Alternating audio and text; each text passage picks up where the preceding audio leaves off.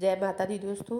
चलिए जानते हैं शारदीय नवरात्र व्रत का पारण हमें कब करना है। इस बार 2025 में शारदीय नवरात्र का व्रत पूरे 10 दिन का है, जो अधिकतर महिलाएं दुर्गा माता की असीम कृपा प्राप्त करने के लिए पूरे 9 दिन का व्रत करती हैं। कुछ लोग प्रतिपदा और अष्टमी के दिन भी व्रत करते हैं। 2 दिन का व्रत करते हैं।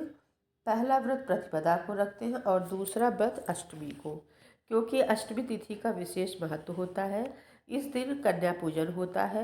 9 दिन का व्रत रखने वाले लोग माता के 9 रूपों की 9 दिन अलग अलग रूपों की पूजा करते हैं।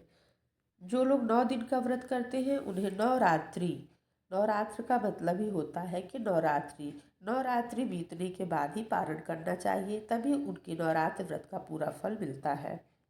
नवरात्र व्रत का पारण हमेशा नवमी तिथि समाप्त होने के बाद, नवमी समाप्त होने के बाद 10वीं तिथि में पारण करना चाहिए। 10वीं के पहले चरण में पारण कर लेना चाहिए। नवरात्र व्रत का पारण करने से पहले हमें कन्या पूजन, भोजन, क्षमा प्रार्थना, हवन, कलश विसर्जन ये सब कार्य करने के बाद ही हमें पारण करना चाहिए। 10वीं देखकर पारण करें, तभी आपको नवरात्र के व्रत का पूरा फल मिलता है।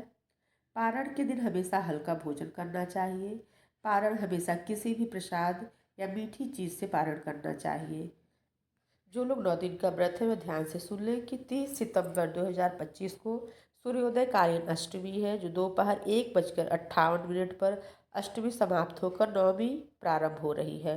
कन्या भोजन अष्टमी और नवमी दोनों में शुभ होता है। विषम परिस्थितियों में आप नवरात्र में किसी भी दिन कन्या भोजन करा सकते हैं। 1 अक्टूबर 2025 को सूर्योदय कालीन नवमी है।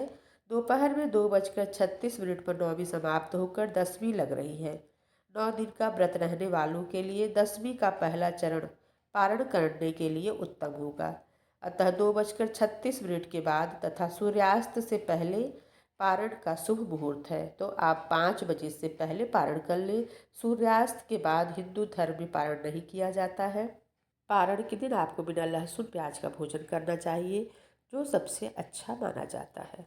तो पारण करने का सही समय 1 अक्टूबर दिन बुधवार को शाम को 3 बजे से 5 बजे के अंदर कर लेना है।